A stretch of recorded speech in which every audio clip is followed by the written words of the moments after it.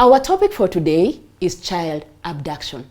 All you ever want to do as a parent is to keep your child safe and protected. But sometimes we hear of missing children cases. Joining us in this important conversation that we need to have, because we've had so many cases coming up, is Mariana Munyendo, doing an awesome job with her platform, Missing Child Kenya.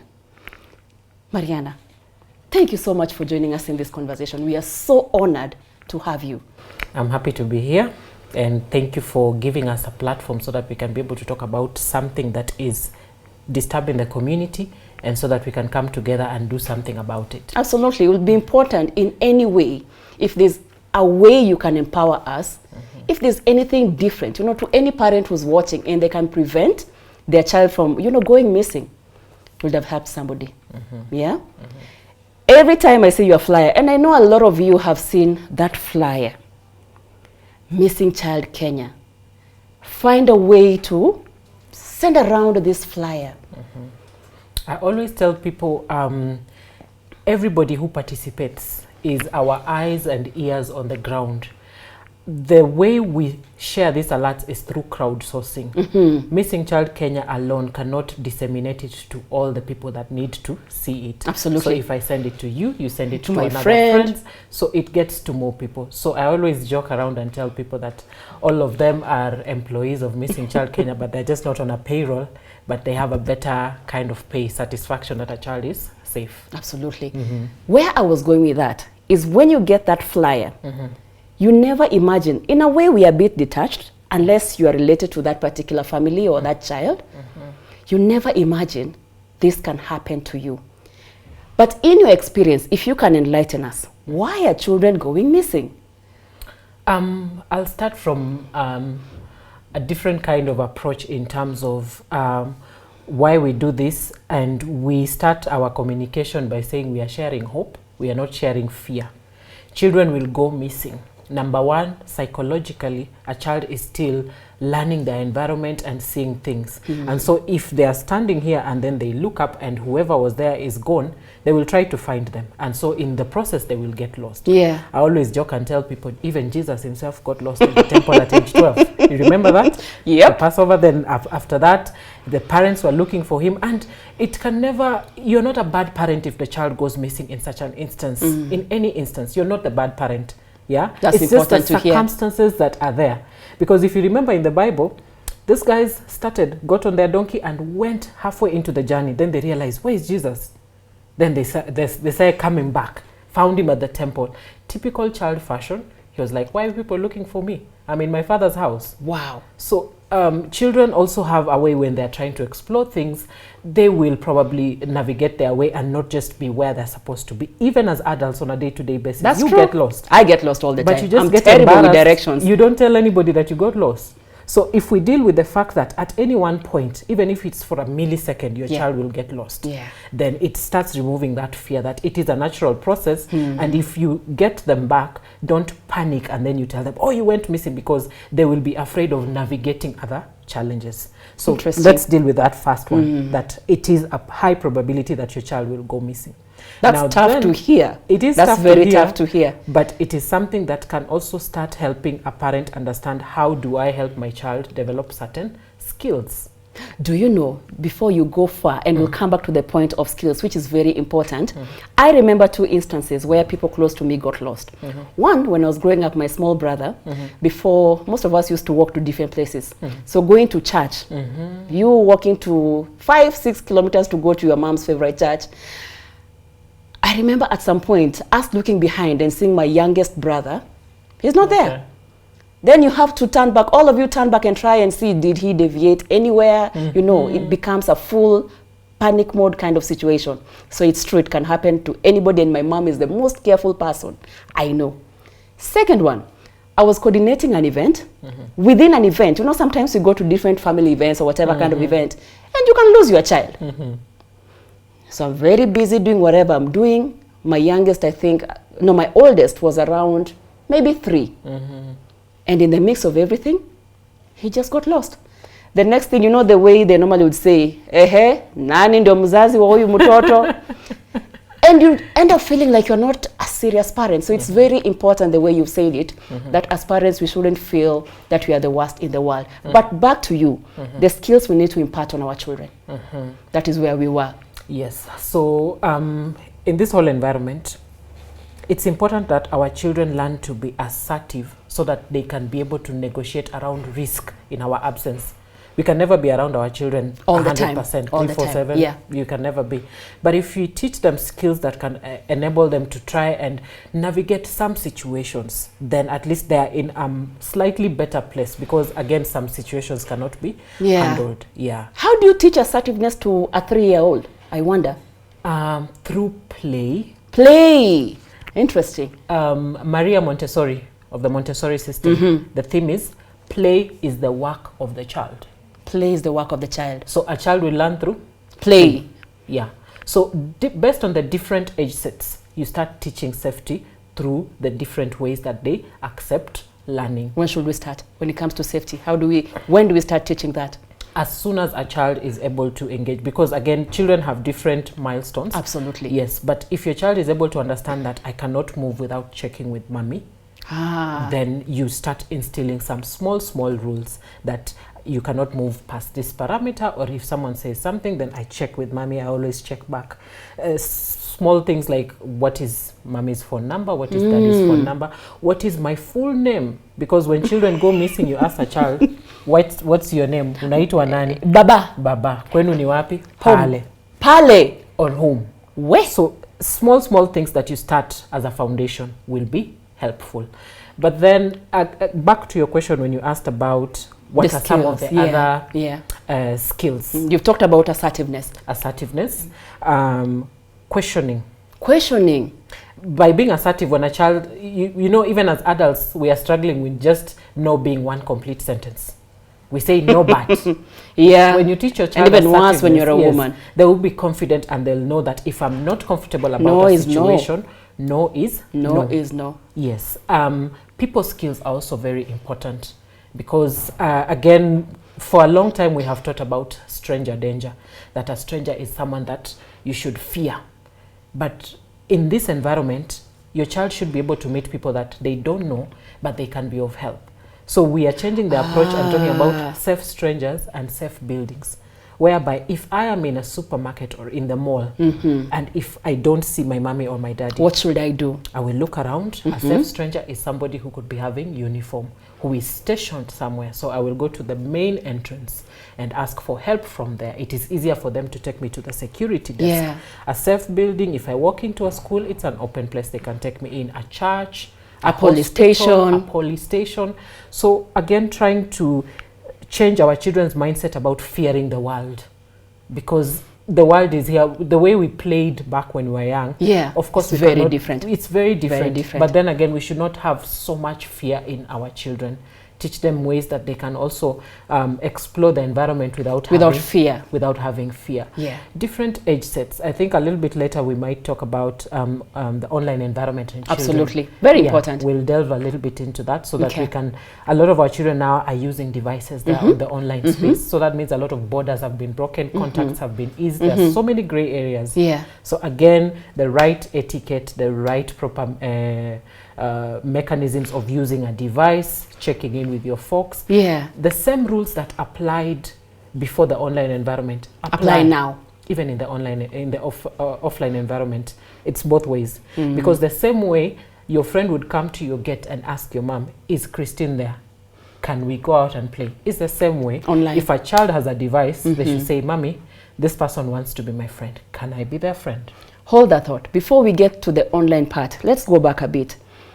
You say that when we get a lot of cases of missing children, our children are unable to say what my mommy's name is, what my daddy's name is. For anyone who's watching, the key takeaway from there, of course we don't want to give them so much information, but like 2 top things that we need to teach our 3, 4, 5-year-olds, the young ones, what pointers can you give to a parent there? I'll give a small example. There was a child who went missing, about 4 or 5 years old, and he was found by Embakasi police. And when he was taken, he was asked a few questions, but he kept saying, my daddy works at Weetabix. At Weetabix. Yeah, so it was very easy. Even before we had put out the alert to the community, people had started circulating and asking who works at Weetabix. Whoever was working at Weetabix said there's a gentleman, his child went missing today morning, and they were reunited. So names can be a bit rough, maybe at certain age points of comprehension. But an important thing like, where does daddy work? Where does mommy? Where do you live? Because it would be a lead. It would break down, because if a child is able to say, I stay in area X of Nairobi, it will prevent you from taking them to area Y. Absolutely. It will bring them closer to home. Okay. If a child is able to say that I go to school Y or X, if they're of school going age. Even church is very important. You just ask them, where do you live? Name of the church. Yes. If they live in South Bay and they go to Our Lady, then it's easy to use that community to trace the child. Like that. So our place of work, say, could be a church, the name, but the names is what you are trying to, the way I understand what you're trying to say, the names of places is important. It's important. If they can't remember mommy's name or daddy's name, name of where, say, daddy works or mommy works is important. Or the school they go to is important. Or the name of the church. Yes. Those are good pointers. The communal places where a lot of people would also come together and quickly be able to find you as the parent who is on the other side searching for the child. All right. So let's move into the online space.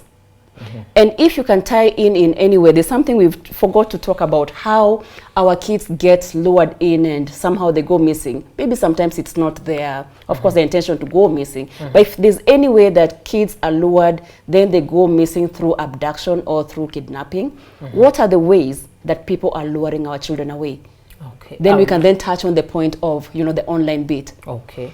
So I will look at it from a slightly different angle. I will now give you the reasons why we have missing children, because they will give you pointers to the avenues where somebody would be positioned to lure a child. Wow, okay. One of the first reasons is child trafficking is there.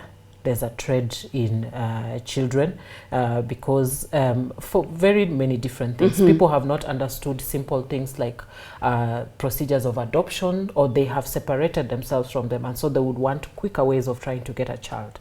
So child trafficking is there. The second thing I would say is institutional trafficking. What I mean by that is, a lot of people these days have opened up children's homes, and in those children's homes, they are keeping children and not trying to reunite them with family, because if I keep a child, then I can request for assistance and I will get incoming aid. That is sad. So those are some of the points. That's the situation. And so you have had cases of where people go to very impoverished neighborhoods, maybe the slums or in the rural areas, and they tell the parents, give your children to us, we will educate them. But there's a caveat. They have not stated how they're educating or why they're educating. But you have kept this child in an environment where you are using them as a magnet to get assistance. So that is also illegal, and people need to start talking about it, because those are some of the avenues where children are lured and being trafficked and all sorts of things. The third thing I would say is differently abled children. Children of different abilities, an example is autism. An autistic child, if they get lost, then they are at a higher risk of being lured by someone else, or even getting totally lost because they cannot be able to express themselves better. You remember the case of the boy who is still missing from 2016, and he's autistic and nonverbal. So wherever he is, he cannot even speak for himself. He cannot communicate. So whoever probably might have noticed that is taking advantage of that. Another thing I will look at is infertility. Infertility in African culture is frowned upon, and so a woman, when you get married and you can't get a child, then you're ostracized. They'll bring in someone to replace you, or something else will happen. So then the pressure to do something. Yes, the pressure to go and lure someone's child and take them for your own is high. Demeaning cultural practices, a final one, would be also something that is really contributing, because we are Africans, and certain cultures we need to continue removing them. We have not entirely done away with them. Certain seasons demand certain things from children, and so they would go missing at certain times. Communities that practice childhood marriage, communities that practice female genital mutilation. So those are the different avenues where you will be seeing that a child would be missing because of being lured through this avenue. Yeah, I hear you. Going back to the conversation of online, in these modern times, what can we do as parents to safeguard our children from being lured away through these devices, if at all? For me, if I look at it let's talk about first the different age sets and their vulnerabilities while they are online. I think you notice your child can navigate your device. Is it even more than me? More than you. Yep. They can set a password, they can buy things, they can do quite a lot. And so what I would say is we just need to accelerate our learning pace. As parents or as parents? As parents. So that we understand this environment better. That is number one. Number two, it's very important to set rules, ground rules as a family. We have taken the device and allowed it to parent our children. We should now take back the parenting and just have the device as an enabler for education and many other things. Not what is parenting our children. No. So we should now put firm controls, because these days it's very easy to control a child. They go, well, phone, quiet. Yeah. So if we are able to take in certain rules and regulations as a family, and you say our devices, we are going to share these devices, that means anyone has access to that device. And I can see everything you're doing online. We are going to put it, if it's a desktop, we'll put it at a central point. Even if it's a laptop, no one is going to the bedroom alone with their laptop. Nobody is going alone to the bedroom with their laptops. We put it, we use it at a central place. Or whatever. Yes. We use it there, have certain timings. Even as adults, we are getting problems because we are getting addicted to devices. Yeah, so you can imagine for children. So just accelerating our learning curves, putting in rules and regulations. And with those two, you will find that you are automatically involved in your child's life without necessarily demanding, I need to be in here. No. Because you have set rules together. Yeah. You have worked on certain things together. And so it is a working process where you're all part of it together. Mariana, as you're winding up, there's something that you mentioned, in the same breath of online. The same way somebody comes and knocks at my door, that is Miles there, I want to play with Miles, then I say yes, no. Coming back to the online space, what do I need to tell my child if somebody was to come on the screen and say what? This is when I need to talk to daddy or mommy or auntie. Yes. So first, before anything else, what you should have also done is put in the age-appropriate controls. One thing about just getting a device and handing it over to the child without having looked at the age-appropriate controls is tricky business, because content that is not appropriate will start coming up. And as you have seen now, most of these content providers are now being very proactive, and they are also limiting certain accesses to content that is related to children. So it's in your best interest to ensure that that device that you have given to your children has controls that are appropriate for their ages. Absolutely. I can tell you for a fact, growing up, it was only one national broadcaster, and there was a program called The Bold and the Beautiful. I remember those days. I could not watch it until Form 3. Wow. Yes. Because my mother felt it was not age appropriate. Maybe we need to go back to old school parenting then. I don't know, but of course we are living in a different time. The media is varied right now. Absolutely. Children have opportunity to choose and whatnot. So setting those age appropriate controls works. It is it's easier, you know, when we sit here and we talk about it, it seems glamorous. When you get back on the ground, things are different with your children. Things are different. It is a rough patch, but once you get over that rough patch, you are in for a better ride. I like that. Yes. And on that note, we have to end this conversation that we need to continue to have for any parent who's watching. And I know a lot of them are thinking, well, I know I have learned something. For me, the takeaway would be becoming more present in the sense that, because sometimes I can't maneuver my phone or a gadget and I give it to my elder son, help me out. I need to make that effort to learn and update my digital skills as a parent, because we normally think our parents are old school. And slowly and surely, even in this age and time, I feel old school with my children. Imagine. So yeah, it's definitely a challenge to know what they're doing on their devices and see how to navigate that particular device. So I have learned that, and I hope for the guys who are watching, they've learned something. Your parting shot. It takes us all. You remember the African proverb, I don't know which community it comes from. It says it takes a village to raise a child. Yeah. It is our joint responsibility to start questioning where we see wrongs. When you meet a child that is lost, don't be afraid. Take up that child, take them to the police station, and they will be assisted and enjoined to someone else. When you see someone coming in with a child into your neighborhood and they never had a child, please feel free to question. It's not intrusive, because you could be helping someone. When you see a child on the road and they are alone, and maybe they look like probably they're running away from something, talk to this child. Let us stop taking a step back and leaving children. Yeah, that's not my because it's child, not you my know? child. Yeah. So what I'll just give to people is it takes us all. And like I said, everyone participates in child protection. Everyone has a role.